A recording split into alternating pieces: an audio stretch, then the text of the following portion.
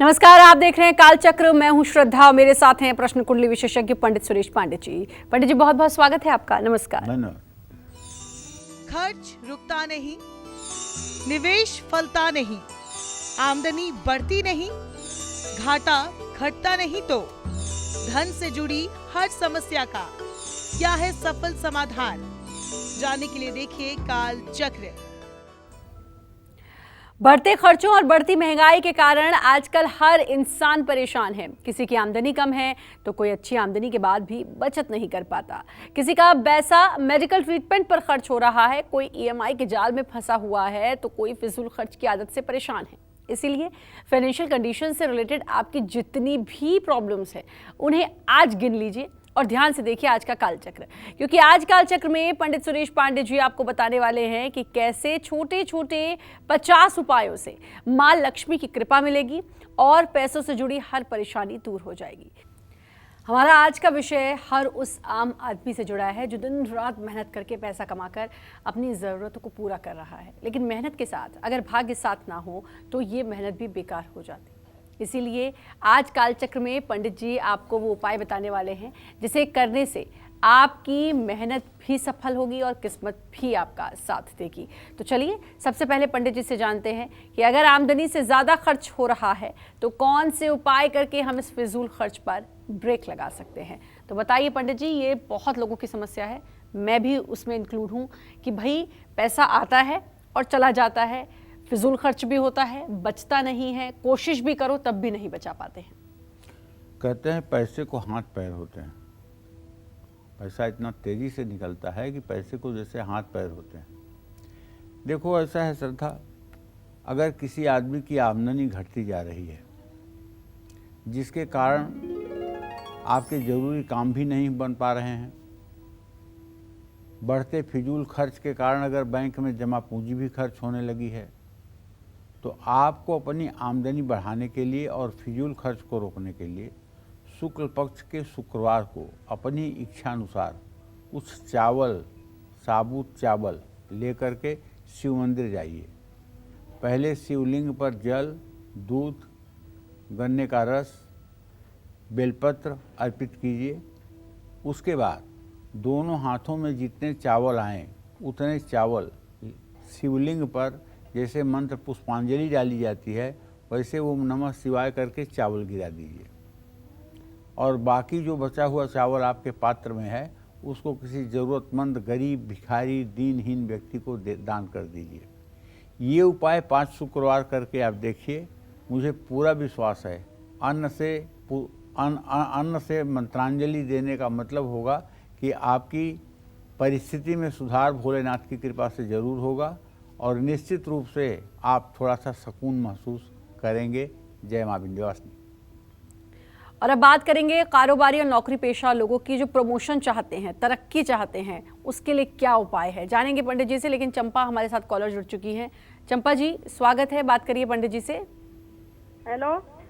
हाँ बोलिए। नमस्कार जी। हाँ सदा सुखी रहिए।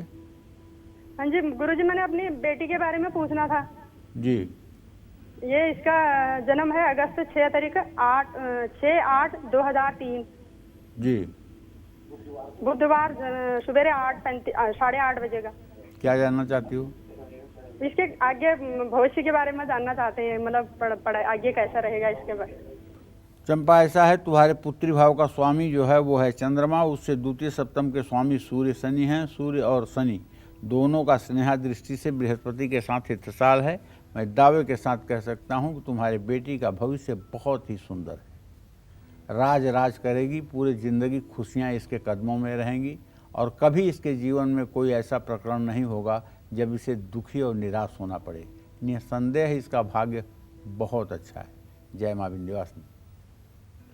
और एक और कॉलर हमारे साथ जुड़ चुकी हैं बबली कुरुक्षेत्र से। बबली जी स्वागत है, बात करिए पंडित जी से। हेलो। हाँ बोलिए। हेलो। हाँ जी नमस्कार पंडित जी। सदा सुखी रहिए। पंडित जी मेरे बेटे का जन्म 1/8/2003 को हुआ है। वो पीटी कर रहा है पंडित जी, बाहर विदेश जाना चाहता है, जाएगा या नहीं, कितने दिन लगेंगे, कितना समय। और मेरी लड़की का जन्म 2/6/2006 में हुआ है। वो +2 में है, आगे वो किस चीज की तैयारी करें? देखो, बुध और शुक्र दोनों अस्त हुए पड़े हुए हैं। तुम्हारे बेटे के विदेश जाने की तो बहुत प्रबल इच्छा है, लेकिन बहुत रुकावटें हैं। जाएगा ज़रूर विदेश, लेकिन अभी समय लगेगा। अभी तो 20 साल का भी नहीं हुआ है। 22वें साल में इसके विदेश जाने का योग बनेगा, अर्थात सन 2025 में इसके विदेश जाने के बारे में सोचो। अभी तो विदेश जाने का रास्ता खुलता हुआ मुझे नहीं दिखाई दे रहा है। जय माँ विंध्यवासिनी। और पंडित जी, अब बात करेंगे नौकरी पेशा और कारोबारी लोगों की जो प्रमोशन पाना चाहते हैं, अपने कारोबार में तरक्की चाहते हैं, उनके लिए कौन सा उपाय है?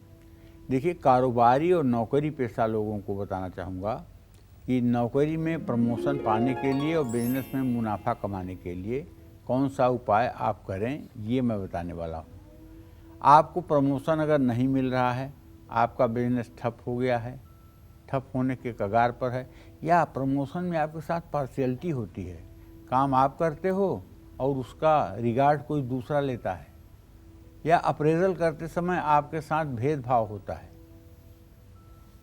तो अपने कार्य क्षेत्र में अपने वर्किंग टेबल पर आपको एक मोती शंख रखना चाहिए। लेकिन मोती शंख को एकदम खुलेआम रखना उचित नहीं है, क्योंकि मोती शंख बहुत महंगा है और खुलेआम रखोगे तो आपकी अनुपस्थिति में कोई इस पर हाथ अगर लगा दिया तो नुकसान लंबा हो जाएगा। इसलिए मोती शंख को टेबल में अगर ड्रावर है तो ड्रावर में लाल कपड़े में लपेट करके दाहिने तरफ रखना चाहिए और उसका मुंह बांध कर नहीं रखना चाहिए। और जब भी आप अपने टेबल पर बैठें तो एक बार उस शंख को छू करके प्रणाम कर लें। मोती शंख की खासियत यह है कि मोती शंख जहाँ रहता है वहाँ व्यक्ति को सुख समृद्धि देता है। इससे आपका व्यवसाय भी रफ्तार पकड़ेगा और नौकरी में भी आपको प्रमोशन मिलेगी। इसके अलावा अगर आपकी दुकान पर अचानक ग्राहकों ने आना बंद कर दिया है तो अपनी दुकान की बिक्री बढ़ाने के लिए बुधवार को सुबह स्नान करने के बाद घर में माँ लक्ष्मी की मूर्ति या तस्वीर स्थापित करिए, पूजा करिए। पूजा करने के बाद माँ लक्ष्मी के चरणों पर इत्र लगाइए। ओम हिरण्यवर्णाम हरिणीम सुवर्ण रजतस्रजाम चंद्राम हिरण्मयीं लक्ष्मीं जातवेदो मयावह। इन 16 मंत्रों को पढ़िए और किसी ब्राह्मण और कुंवारी कन्या को भोजन कराकर उसे कपड़ों के साथ विदा करिए। दूसरा काम ये करिए कि 14 काली उड़द के दाने लीजिए। 14 काली उड़द के दाने लीजिए। रविवार की शाम को अपने दुकान में झाड़ू पहले लगा लीजिए शाम को, फिर उसके बाद में 14 उड़द के दाने लेकर के एक मंत्र बता रहा हूँ, धीरे धीरे बताऊँगा, आप नोट कर सकते हैं। ओम भंवर वीर तू चेला मेरा, ओम भंवर वीर तू चेला मेरा, खोल दुकान बिकरा कर मेरा, उठे जो डंडी बिके सुमाल, भंवर वीर तू करे कमाल। ये मंत्र नोट कर लीजिए। ओम भंवर वीर तू चेला मेरा, खोल दुकान बिकरा कर मेरा, उठे जो डंडी बिके सुमाल, भंवर वीर तू करे कमाल। तो ये 14 दाने दुकान में बिखेर दीजिए और सोमवार को सुबह बिना झाड़ू लगाए दुकान शुरू करिए। 5 रविवार आप ये उपाय कर दीजिए। मैं विश्वास के साथ कह सकता हूँ कि ग्राहकों का तांता लगा रहेगा आपके यहाँ और निस्संदेह आपकी लोकप्रियता बढ़ जाएगी। और लक्ष्मी जी की मूर्ति को अपने कार्यक्षेत्र में पूजा स्थान में स्थापित करें। ऐसा करने से कारोबार में चमत्कारी परिवर्तन आपको देखने को मिलेगा। जिस कार्यक्षेत्र में कमल के फूल पर खड़ी हुई लक्ष्मी का चित्र होता है और साथ में गणेश जी होते हैं और वहाँ घी का दीपक अगर सुबह शाम जलता है तो वहाँ कभी दरिद्रता और अभाव नहीं आता है। ये आजमाया हुआ है। जय माँ विंध्यवासिनी। वो लोग जो बहुत कमाते तो हैं लेकिन बिल्कुल भी सेविंग्स नहीं कर पाते हैं, अपने छोटे मोटे खर्चों के लिए भी वो दूसरों पर डिपेंडेंट रहते हैं, वो क्या करें, उनके लिए कौन सा उपाय है बताएंगे आपको पंडित जी। लेकिन हमारे साथ कॉलर जुड़ चुकी हैं नीलम जी देहरादून से। नीलम जी स्वागत है, बात करिए पंडित जी से। नीलम जी आप बात कर सकती हैं पंडित जी से। नमस्ते पंडित जी। हाँ, मैं नमस्ते। देहरादून से नीलम बोल रही हूँ। जी पंडित जी, मैं अपनी बेटी के बारे में पूछना चाहती हूँ। उसका नाम है अंकिता शर्मा। जी जी जन्म की तारीख है 18 सितंबर 1994। जी जी। समय है 7:04 40 मिनट, देहरादून। हाँ। पंडित जी, मैं इसकी शादी के बारे में जानना चाहती हूँ। देखिए, अंकिता के शादी के बारे में मैं यही कहना चाहूँगा, मंगल और शुक्र दोनों ग्रहों की स्थिति परस्पर सप्तम है। विवाह में थोड़ा सा लेट तो होना शुरू हुआ है, लेकिन अगर आप ओम सुं शुक्राय नमः इस मंत्र का 10 माला जब 72 दिन करवाने की बेटी से कोशिश करें तो मुझे पूरा विश्वास है कि बहुत जल्दी और बहुत सुयोग्य वर की प्राप्ति हो जाएगी, इसमें कोई संदेह नहीं है। तो भाई कमाते तो बहुत हैं, लेकिन जो आपके अपने छोटे मोटे खर्चे होते हैं उसके लिए भी आपको दूसरों पर निर्भर रहना पड़ता है। तो क्या उपाय करें कि ये समस्या दूर हो जाए, जानेंगे पंडित जी से। लेकिन उससे पहले बिहार से कॉलर जुड़ चुकी हैं। सीमा जी, बहुत बहुत स्वागत है, बात कर सकती हैं आप पंडित जी से। जी नमस्ते पंडित जी। हाँ, सदा मेरा नाम सुखी रहो। सीमा देवी, बिहार वैशाली से बोल रहे हैं। बोलो अपना पुत्र के बारे में पूछना चाहते हैं और पति के बारे में। जी। बेटा कितने साल का है? कैसा रहेगा? पुत्र का जिस जन्म दिवस है 5 सितंबर 2011 दिन सोमवार सुबह 7:10 पर, वो जिस जिद्दी स्वभाव का है उसका, जिसे क्या होगा ना होगा, पढ़ाई लिखाई में भी कमजोर है। देखो, ऐसा है कि इसको एक 2 मुखी रुद्राक्ष गले में धारण करवा दो और खिरनी की जड़, पंसारी की दुकान पे मिलेगी खिरनी की जड़। खिरनी की जड़ सफ़ेद धागे में बांधकर इसके गले में धारण करवा दो और एक 2 मुखी रुद्राक्ष सफ़ेद रेशमी धागे में गले में सोमवार को धारण करवा दो। इसकी जिद कम हो जाएगी, पढ़ाई लिखाई ठीक करेगा और बड़ों का कहना मानेगा, इसमें कोई संदेह नहीं। तो पंडित जी, वो लोग जो बहुत कमाते हैं लेकिन उसके बाद भी जो उनके अपने छोटे मोटे खर्च होते हैं वो भी पूरे नहीं हो पाते हैं, उनके लिए क्या उपाय है? देखिए श्रद्धा, कभी कभी ऐसा होता है परिस्थिति कि ऊँट के ऊपर चीनी ला दी जाती है, लेकिन ऊँट को खाने के लिए नीम की पत्ती मिलती है, मीठा नहीं मिलता है, एक मुट्ठी चीनी नहीं मिलती है खाने के लिए। कभी कभी ऐसा होता है कि आदमी बहुत पराक्रम पुरुषार्थ दिखा करके बहुत कुछ अर्जित करता है, लेकिन उसका उपयोग उसके लिए नहीं हो पाता है। ऐसी परिस्थितियां उत्पन्न रहती हैं कि उस सुख से वो व्यक्ति वंचित रहता है। ऐसे सभी लोगों को बताना चाहूँगा जो लोग बहुत कमाते हैं लेकिन फिर भी बचत नहीं कर पाते हैं। छोटे छोटे खर्चों के लिए आप दूसरों पर निर्भर रहने लगे हैं। महीना ख़त्म होने से पहले ही आपके अकाउंट में बैलेंस 0 हो जाता है। तो अब मैं आपको एक ऐसा उपाय बताने जा रहा हूं जिसे करने से आपका अकाउंट हमेशा पैसों से भरा रहेगा। पहली बात, अपना अकाउंट बैलेंस बढ़ाने के लिए हर शुक्रवार को तुलसी के पौधे के सामने घी का दिया जलाना शुरू करिए। अगर आप नहीं जला सकते हैं तो अपने श्रीमती जी से जलवाइए। और ओम श्रीम श्रीम श्रीम, ये एक ऐसा मंत्र है कि इसका 12 लाख जप करने के बाद महालक्ष्मी की सिद्धि हो जाती है। जो भी व्यक्ति इस मंत्र का 12 लाख जप कर लेता है, महालक्ष्मी की सिद्धि हो जाती है। और 12 लाख के बाद जब ये जप होता है तो निश्चित रूप से महालक्ष्मी की कृपा स्पष्ट रूप से दिखाई देती है। बहुत से लोग ऐसे हैं जो हमारे बताए हुए रास्ते पर इस मंत्र का जप भी कर रहे हैं, मिलते हैं, बताते हैं कि हाँ हम जप कर रहे हैं। श्रीम श्रीम श्रीम ये महालक्ष्मी का बीज मंत्र है। इस मंत्र का 12 लाख का पुरस्चरण है। 12 लाख इस मंत्र के पूरा होते ही महालक्ष्मी के कृपा का प्रवाह चल पड़ता है और व्यक्ति के जीवन में सुख समृद्धि दिखाई देने लगती है। जय मां विंध्यवासिनी। सुख समृद्धि बढ़े, धन लाभ हो और धन लाभ के रास्ते में आने वाली हर रुकावट दूर हो। क्या करें उपाय, जानेंगे पंडित जी से। लेकिन उससे पहले हमारे साथ हिमाचल से कॉलर जुड़ चुकी है। नीलम जी, स्वागत है, बात करिए पंडित जी से। प्रणाम पंडित जी। हाँ, सदा सुखी रहिए नीलम जी। पंडित जी, मैं अपनी बेटी और अपने बारे में पूछना चाहती हूँ। मेरी बेटी की डेट ऑफ बर्थ है 10 जुलाई 2008। वो बोलती है कि मैंने MBBS करनी है, पर वो अभी पढ़ाई में उतनी ज्यादा वो नहीं देती है, ध्यान नहीं देती है। तो क्या उसके लिए कौन सी फील्ड अच्छी रहेगी? और देखिए, ऐसा है नीलम जी, अभी तो 8 साल की है वो, 14 साल की हुई है। लेकिन मैं आपको बताऊं कि आपके पंचम भाव से 10वें भाव का स्वामी बृहस्पति है। और मुझे जहां तक दिख रहा है कि उसे रेवेन्यू डिपार्टमेंट में या फिर उसे बैंकिंग में, इंश्योरेंस में या मैनेजमेंट में या कॉरपोरेट में जाने के लिए आप प्रेरणा दें तो ये उसके लिए अच्छा होगा।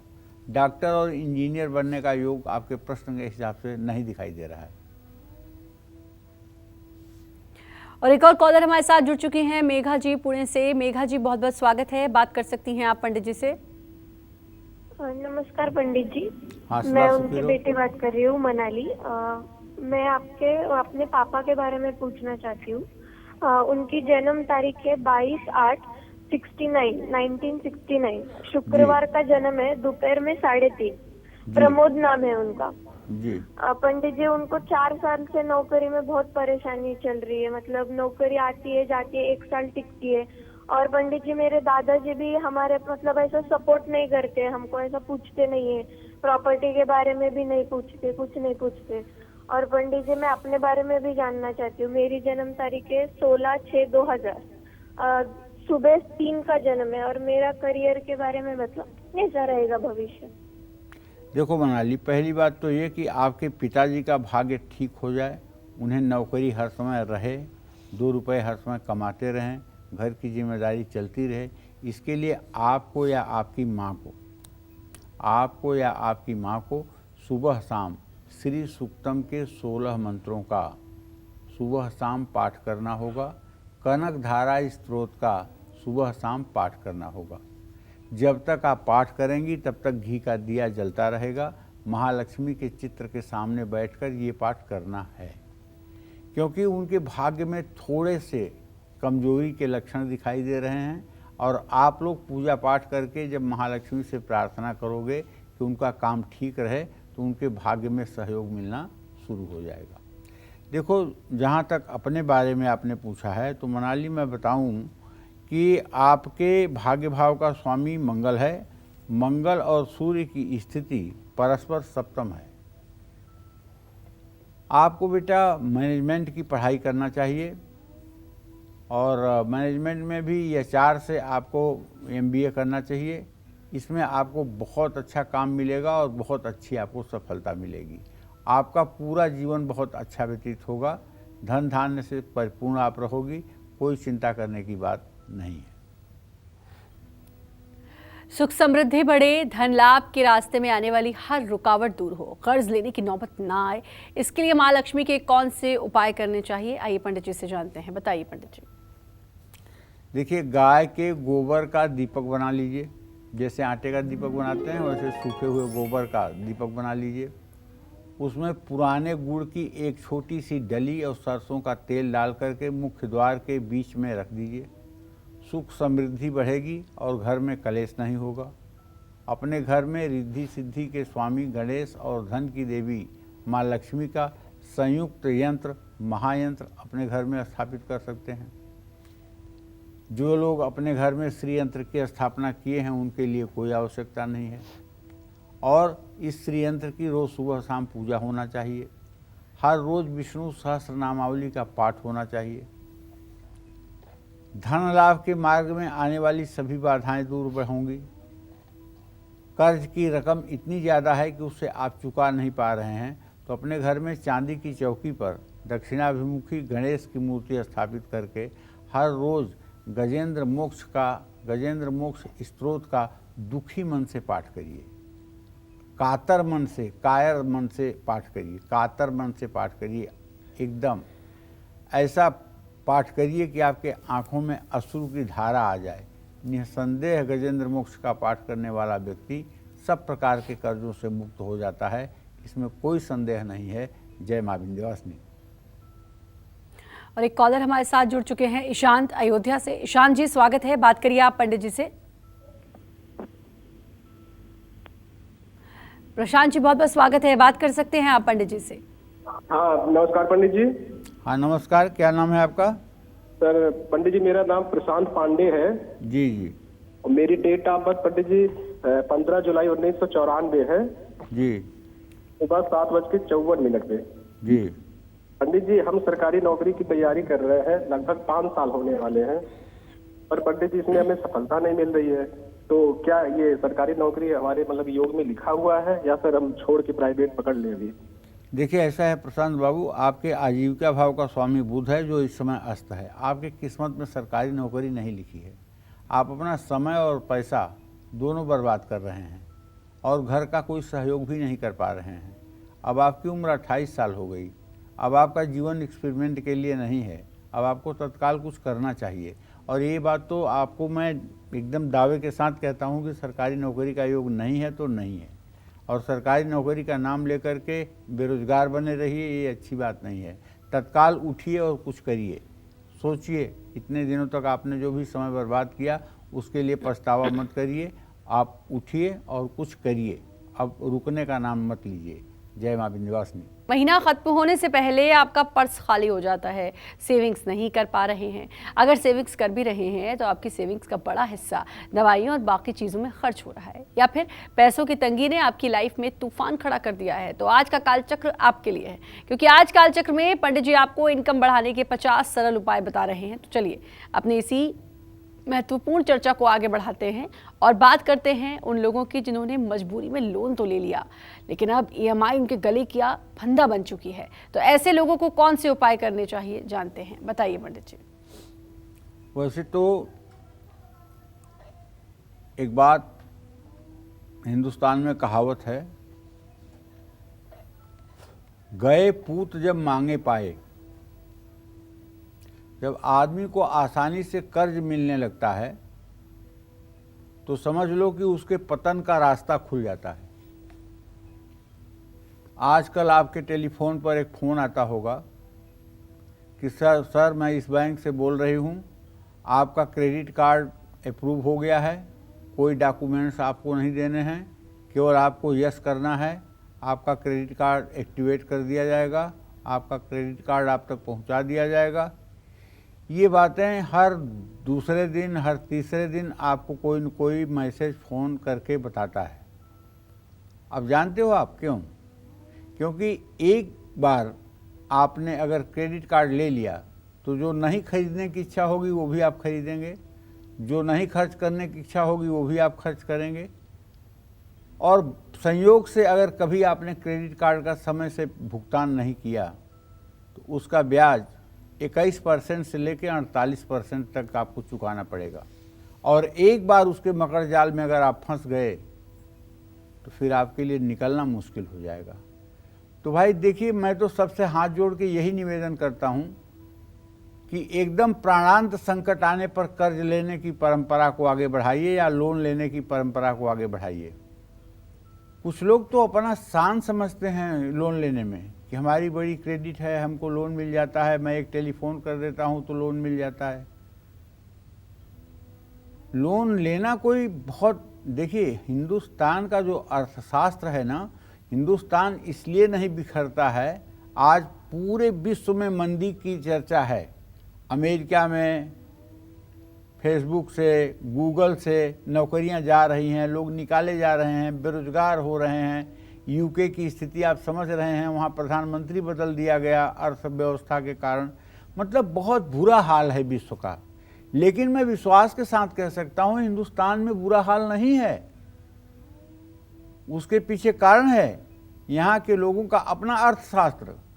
यहाँ के लोगों का अपना अर्थशास्त्र ये है कि ताते पैर पसारिए, जाती लंबी सौर, पैर उतना ही फैलाओ जितनी बड़ी चादर है, जितनी अपनी हैसियत है उतना ही खर्च करो। यहाँ के लोगों की सोच ये है। हाँ, 5% लोग ऐसे हैं जो ये नहीं सोचते हैं, और वही लोग बैंक से डिफाल्टर होते हैं, और वही लोग देश को चूना लगाते हैं, और वही लोग देश को नुकसान भी पहुँचाते हैं। तो मेरे कहने का मतलब ये है कि देखिए, कर्ज लेना अच्छी बात नहीं है। बहुत जब प्राणांत संकट हो, या जब बहुत ज़रूरी हो, या जितना लोन आप लेने जा रहे हैं उतनी हैसियत आपके पास अलग से हो, जब चाहें तब आप उसका रीपेमेंट कर पाएँ, तो आपको लोन लेना चाहिए। अगर आपने लोन ले रखा है और ख़राब आर्थिक स्थिति के कारण आपकी EMI चुकाने में परेशानी आ रही है, या पहले का लिया हुआ कर्ज अब आपको परेशान कर रहा है, तो मैं आपको बताने जा रहा हूं जिसे करने से आपकी आमदनी के नए रास्ते खुलेंगे और आप EMI के जाल से जल्द छुटकारा पाएंगे। घर में जहां आप पैसे रखते हैं अगर आप वहाँ चांदी के सिक्कों के साथ कौड़ियाँ रखते हैं तो समझ लीजिए कि आपका कर्ज कब उतर जाएगा आपको पता नहीं चलेगा। दूसरी बात, मंगलवार के दिन ही कर्जा उतारिए। कौड़ियों को केसर और हल्दी से रंग कर फिर उसे पीले कपड़े में बांधकर तिजोरी में रखते हैं तो समझ लीजिए कि आपकी सारी आर्थिक परेशानी खत्म हो जाएगी। आपने अगर अपने कारोबार या दुकान के लिए लोन ले रखा है तो अब उसे चुकाने में आपको परेशानी आ रही है तो दुकान के गल्ले, दुकान की तिजोरी और दुकान की अलमारी में जहां आपका कैश रखते हैं वहां कौड़ियां रखें। दुकान में धन रखने वाले स्थान पर अगर कौड़ियां रखते हैं तो आपका गल्ला हमेशा पैसों से भरा रहेगा। इसका मतलब ये नहीं कि अरे पंडित जी ने उपाय तो बता दिया है, चलो कर्ज लेते रहो, चाहे जितना कर्ज लेते रहो, उपाय कर दोगे ठीक हो जाएगा। नहीं, जानबूझ करके आदमी को विपत्ति नहीं बुलाना चाहिए। जानबूझ करके व्यक्ति को विपत्ति के मकर जाल में नहीं फंसना चाहिए। एक कहावत है ना, बढ़त बढ़त सरिता सलिल मन सरोज बढ़ जाए, घटत घटत सरिता सलिल मन सरोज कुम्हिलाए।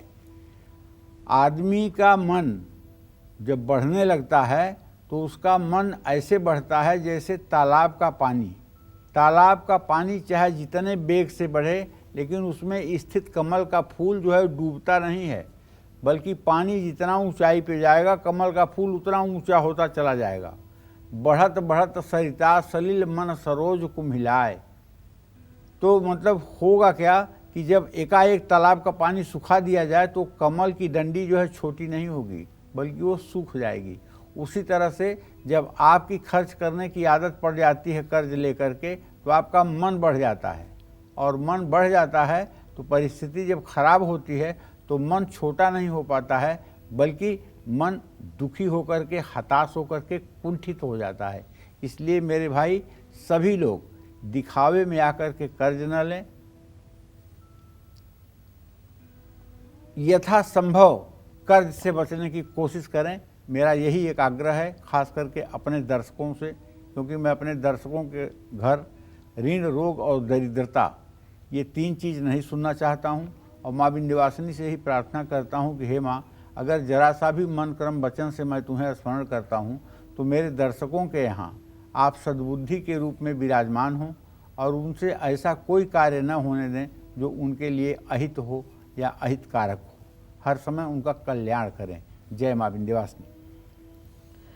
हर कोई पैसे की बचत करना चाहता है, लेकिन आप भी जानते हैं कि महंगाई के इस दौर में गुजारा करना कितना मुश्किल है। इसलिए पैसे की बचत करना तो बहुत दूर होता जा रहा है, बहुत मुश्किल होता जा रहा है। ऐसे में वो कौन सा उपाय है जिसे करने से आमदनी तो बढ़ेगी और पैसे की बचत कर पाएंगे? बताइए पंडित जी, कैसे बचाएं पैसा?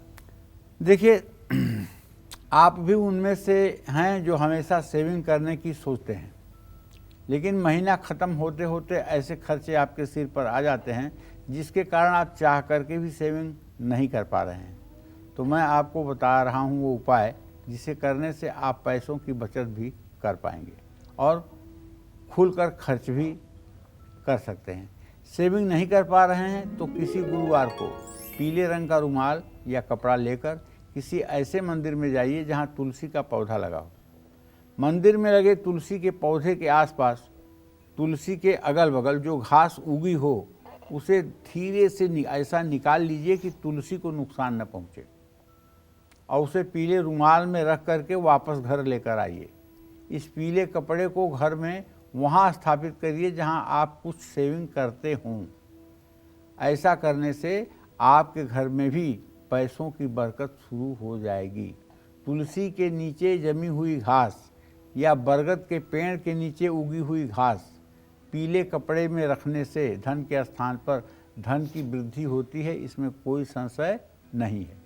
दूसरी बात, सुबह शाम दोनों समय कमल पर बैठी हुई महालक्ष्मी का चित्र इमेजिन करके अपने हृदय में और श्री सूक्तम के 16 पाठों को भाव विभोर होकर पाठ करिए।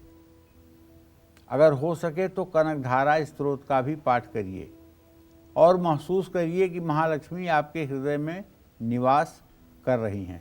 ऐसा थॉट दीजिए आपको, अपने आप को, कि आपको लगे कि आपके हृदय में ही एक कमल है जिसके ऊपर महालक्ष्मी विराजमान है और जिनकी कृपा दृष्टि आपके ऊपर संपूर्ण रूप से सदैव बनी हुई है। इस तरह का विचार करते हुए अगर आप भगवती महालक्ष्मी की आराधना करेंगे तो उनकी कृपा दृष्टि से आप वंचित नहीं होंगे। जय मां विंध्यवासिनी। अगर किसी की जमा पूंजी का बड़ा हिस्सा दवाइयों पर खर्च हो रहा है और अगर किसी के खर्चों का ग्राफ उसकी आमदनी से बढ़ता जा रहा है, तो ऐसे में उन लोगों के लिए बरकत के कौन से उपाय हैं, जानते हैं पंडित जी से। बताइए पंडित जी। देखिए, आज का असल में ऐसा ट्रेंड है, ऐसा लोगों की जीवन शैली हो गई है कि बीमारियां बढ़ गई हैं। आप भी उन लोगों में से एक हैं जिनका खर्च आमदनी से कहीं ज़्यादा है। तो बैंक अकाउंट में जमा आपकी पूंजी का सेविंग्स का हिस्सा अगर दवाइयों पर खर्च हो रहा है या फिर महीना ख़त्म होने से पहले ही आपका अकाउंट बैलेंस 0 हो जाता है। दवाइयों पर खर्च होने का मतलब भारत है, यहाँ संयुक्त परिवार है। अभी भी मैं कह सकता हूँ कि भारत में 80% लोग संयुक्त परिवार में रहते हैं, अपने माँ बाप के साथ रहते हैं, अपने माँ बाप की देख रेख करते हैं, माँ बाप की दवा का, माँ बाप के खर्च का बोझ उठाते हैं। अगर 10-20% ऐसे लोग हैं जो माँ बाप को नहीं मानते हैं तो इसका मतलब नहीं कि पूरा हिंदुस्तान पतन के रास्ते पर चला गया है। ऐसा नहीं है। हाँ, कुछ अच्छे लोग तो है ही हैं, तभी तो ये संसार चल रहा है। तो वृद्ध माता पिता की दवाइयों पर खर्चा, बच्चों पर खर्चा, किसी बड़ी बीमारी पर खर्चा, ये आर्थिक संतुलन को अगर बिगाड़ रहा है तो आपको चाहिए कि आप अपनी तिजोरी में हमेशा धन की बरकत के लिए 11 गोमती चक्र लाल रंग की एक थैली में बंद करके और उसे बृहस्पतिवार के दिन स्थापित करिए। आमदनी बढ़े इसके लिए किसी किन्नर को बुधवार के दिन कुछ पैसे दीजिए और भोजन कराइए। अगर किन्नर आपको एक सिक्का वापस दे दे तो ये आपके लिए भाग्यशाली होगा। उसे अपने धन रखने के स्थान पर रखना चाहिए, लेकिन ध्यान रखिए कि किन्नर से आपने वही सिक्का वापस लेना है जो उसके पास पहले से हो। अपने दिए हुए पैसे में से कुछ भी धनराशि अगर आपको वापस दे रहा है तो आपको नहीं लेना चाहिए। ऐसा करने से आपकी सेविंग भी बढ़ेगी और आपकी आमदनी भी बढ़ेगी, इसमें कोई संशय नहीं है। जय मां विंध्यवासिनी। पैसों से जुड़ा कोई बड़ा लेन देन करने या बैंक में पैसा जमा करने जा रहे हैं तो क्या कुछ करें, जानेंगे पंडित जी से। लेकिन सोलन हिमाचल प्रदेश से कॉलर जुड़ चुके हैं। उर्मिल जी, स्वागत है, बात करिए पंडित जी से। नमस्कार पंडित जी। हाँ नमस्कार। पंडित जी, मैं अपने बेटे और बेटी के बारे में पूछना चाहती हूँ। अर्शदीप बेटे का नाम है और प्रियांशी बेटी का नाम है। बेटे की डेट ऑफ बर्थ है 25 सितंबर 1999, 6:15 पे।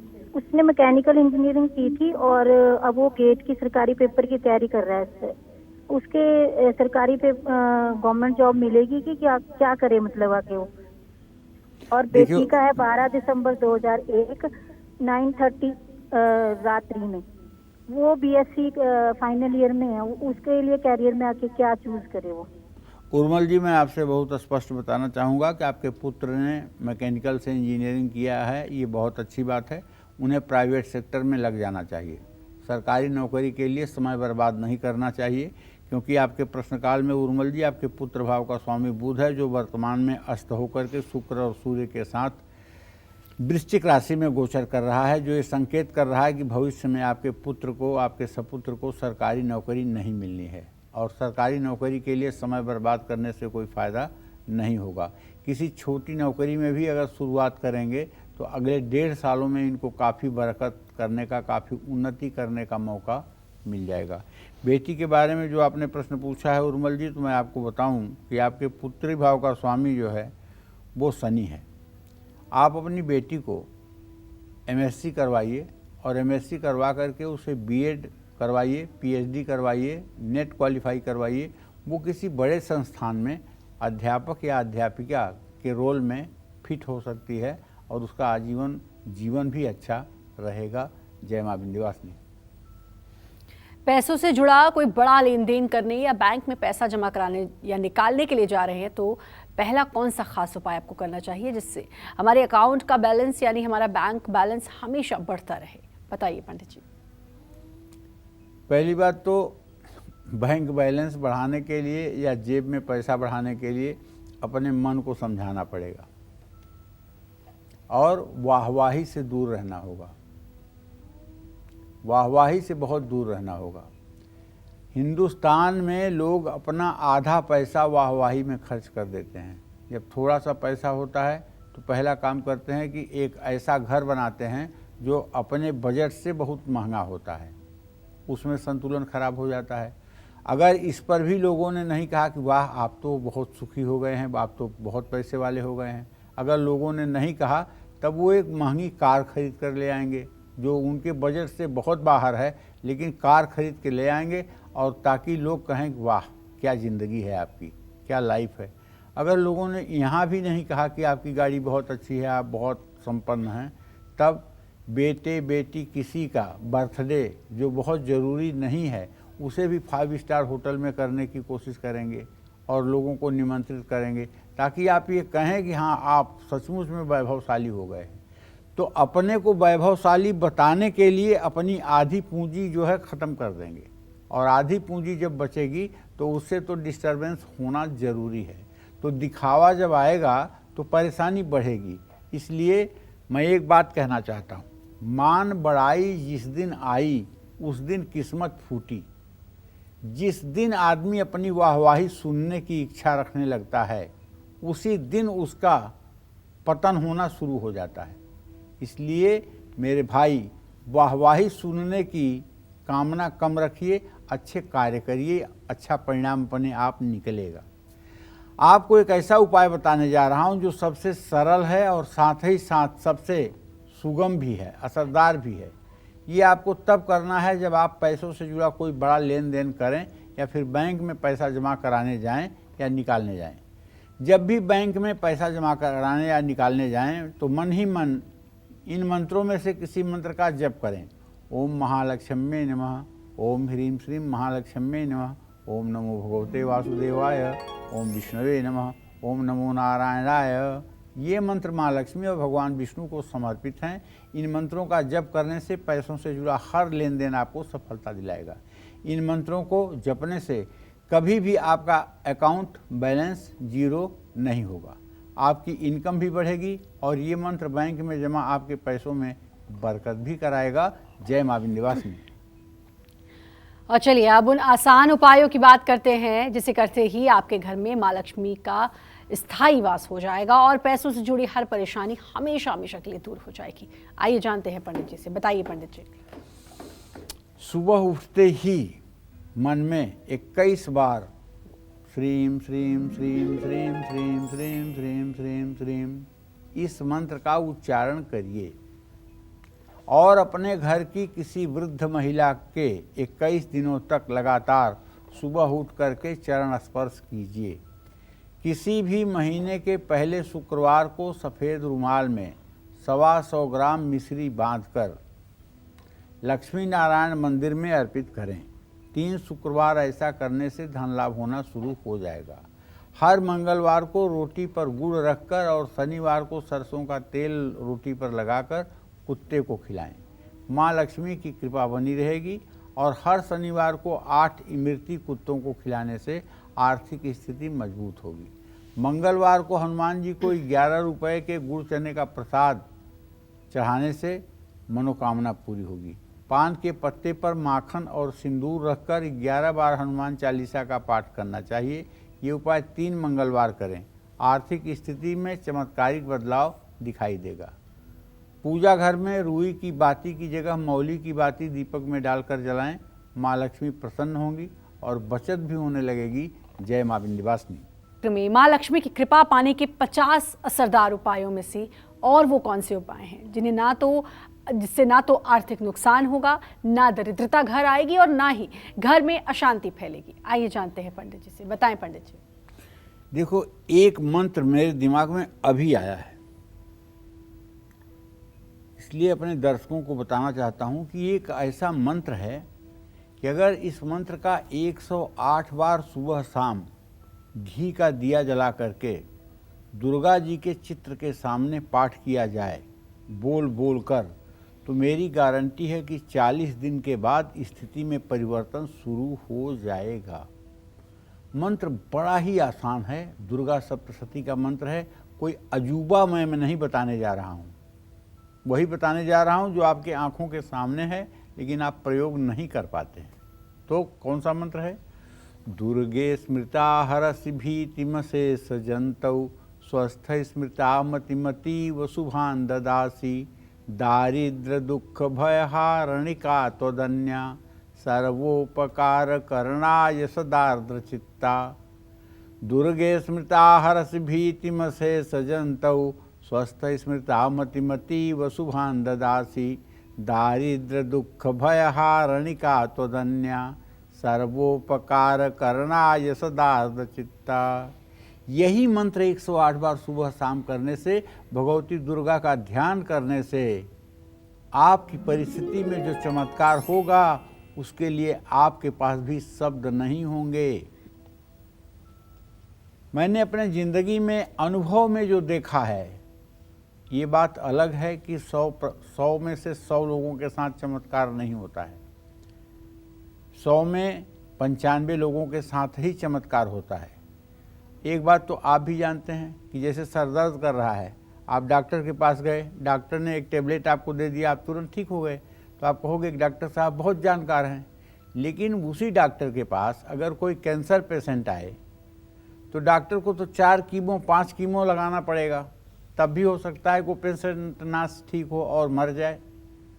तो इसका मतलब तो नहीं कोई डॉक्टर खराब है, क्योंकि किस तरह की होनी है, कैसी उसकी होतव्यता है, कैसी उसकी प्रबलता है, ये बात उपायों पर बहुत ज़्यादा लागू करता है। तो अपनी आर्थिक स्थिति को सुधारने के लिए घर में जितने दरवाजे हैं उनमें से समय समय पर तेल डालते रहिए। दरवाजे में जो कुंडे होते हैं, क्या क्या बोलते हैं उसमें, ताकि आवाज़ न निकले। इससे माँ लक्ष्मी रूठती हैं। नागर खंड के अनुसार जो व्यक्ति श्री सूक्त का पाठ करते हुए माँ लक्ष्मी की आराधना करता है, वो 7 जन्म तक निर्धन नहीं होता है। अरे जानते हो, ये जो श्री सूक्तम है, इसमें चिकलीत, करदम, ये सब जो नाम हैं, ये लक्ष्मी के मानस पुत्रों के नाम हैं, और इनका नाम जहाँ लिया जाता है वहाँ लक्ष्मी सदैव निवास करती हैं। विष्णु धर्मोत्तर पुराण के अनुसार जो व्यक्ति श्री सूक्त का पाठ करके हवन करता है, उसकी दरिद्रता नष्ट हो जाती है। जुहिया दाज्य बनोहम, अर्थात गाय के घी से जो हवन करता है उसके सारे ऋण रोग दरिद्रता नष्ट हो जाते हैं। जो व्यक्ति लक्ष्मी सहस्रनामावली का पाठ करता है, लक्ष्मी को मंत्र पुष्पांजलि अर्पित करता है, उसे कभी धन की कमी नहीं होती है। दीपावली के दिन लक्ष्मी की पूजा के साथ 501 ग्राम सूखा छुहारा का पूजन करना चाहिए। दूसरे दिन पूजित छुहारों को लाल कपड़े में बांधकर 1 साल के लिए तिजोरी में रखना चाहिए। अचानक आर्थिक नुकसान झेलना पड़ रहा है तो 7 शुक्रवार सुहागिन स्त्रियों को इत्र का दान करना चाहिए। संध्या के समय इसके बाद किसी को भी पैसे उधार नहीं देना चाहिए, वरना पैसे मिलने में काफ़ी मुश्किलों का सामना करना पड़ सकता है। जय मां विंध्यवासिनी। घर में नेगेटिव एनर्जी, परिवार में क्लेश और बीमारियां भी हैं और दरिद्रता ये लाती हैं। अगर किसी के घर में ऐसा है तो उसे कौन से आसान उपाय करने चाहिए, आइए जानते हैं। बताइए पंडित जी। देखिए, अपने बेडरूम और ड्राइंग रूम में मोर पंख लगाइए। इससे घर की नकारात्मक ऊर्जा दूर होगी और माँ लक्ष्मी का आपके घर में अस्थायी वास हो जाएगा। मयूर पंख की एक खासियत है, ये नज़र से और जहर के प्रभाव से दोनों से बचाता है। भगवान श्री कृष्ण के भी मुकुट में जब तक मोरपंख नहीं लगता है तब तक उनका मुकुट अधूरा रहता है। आप भी अपने घर में अगर मोरपंख रखेंगे तो विश्वास करिए, बुरी नज़र से और लोगों की हाय से आप सेफ रहेंगे। हल्दी से रंगे हुए कपड़े के एक टुकड़े में 1 मुट्ठी नाग केसर, 1 मुट्ठी गेहूँ, हल्दी की 1 गांठ, तांबे का 1 सिक्का, 1 मुट्ठी साबुत नमक और तांबे की छोटी सी चरण पादुका बांधकर रसोई घर में टांग दे। इससे माँ लक्ष्मी की साथ साथ माँ अन्नपूर्णा की भी कृपा प्राप्त होती है और परिवार से कलह दूर होती है। अन्नपूर्णे सदापूर्णे शंकर प्राण वल्लभे, ज्ञान वैराग्य में देहि भिक्षाम देहि च पार्वती। जय माँ अन्नपूर्णा आपकी सदा जय हो। जय माँ विंध्यवासिनी। और एक कॉलर हमारे साथ जुड़ चुके हैं, सुनैना जी दिल्ली से। सुनैना जी स्वागत है, बात करिए पंडित जी से। नमस्कार पंडित जी। हाँ, सदा सुखी रहो सुनैना जी। मैं अपने हस्बैंड के बारे में पूछना चाहती हूँ। उनका 1983 का जन्म है, 19 जुलाई। टाइम पता नहीं है पंडित जी, बस बहुत काम करते हैं, सक्सेस नहीं है, कुछ भी नहीं हो पाता है। सुनैना जी, आपके पति भाव का स्वामी सूर्य है, जो इस समय वृश्चिक राशि में बुध शुक्र के साथ है, और उससे दशम भाव का स्वामी शुक्र है। सूर्य और शुक्र दोनों ही एक राशि में है, शुक्रस्त है।